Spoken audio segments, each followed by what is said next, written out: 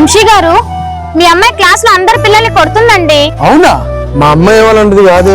లేదండి, తనని అడగండి కావాలంటే. పిల్లలన్నా కొట్టుకోరండి, ఇదో కంప్లైంటా? అలా కాదండి, స్కూల్లో పిల్లలందరినీ కొడితే వాళ్ళ పేరెంట్స్ కూడా మమ్మల్ని వచ్చి అడుగుతారు కదా.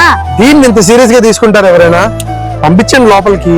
అంతేకాదండి, మీ అమ్మాయి టీచర్ ఏదైనా అడిగితే ఎదురు సమాధానం చెప్తుంది.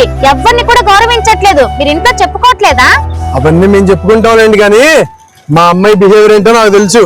మీరు నా మాటలు నమ్మకం లేదు కదా. అదిగో వస్తున్న అమ్మాయిని చాలా సార్లు కొట్టింది. ఆ అమ్మాయిని అడగండి ఎన్నిసార్లు కొట్టింది ఆ అమ్మాయిని. Ruthvika, come here.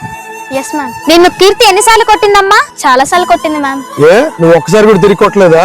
అది మా అమ్మ ఎప్పుడు చెప్తూ ఉంటుంది అంకుల్, సమాజంలో మంచి వాళ్ళు చెడ్డ వాళ్ళని ఇద్దరు ఉంటారు అని. అబ్బో, మంచోళ్ళు ఎవరు చెడ్డోళ్ళు ఎవరు చెప్తావు కొంచెం? మంచి వాళ్ళు ఎవరు అందరినీ కొట్టరు, అందరినీ గౌరవిస్తారు, అందరితో మంచిగా ఉంటారు. అదే నేను నా కూతురికి నేర్పించాను. అందుకనే అంకుల్, కీర్తి నన్ను ఎన్నిసార్లు కొట్టినా తిరిగి కొట్టలేదు. నువ్వు ఇప్పుడు మంచిదానిలాగా ఉండాలనుకుంటున్నావా, చెడ్డదానిలాగా ఉండాలనుకుంటున్నావా? నువ్వు మా మంచిదానిలానే ఉంటా. Very good. అయితే ఇక నుంచి నువ్వు క్లాస్ లో ఎవరిని తిట్టకూడదు, ఎవరితో గొడవ పడకూడదు, అందరితో మంచిగా ఉండాలి. రుత్వికకి సారీ చెప్పు. సారీ. పర్లేదు. Sorry madam. It's okay. క్లాస్కి వెళ్ళండి.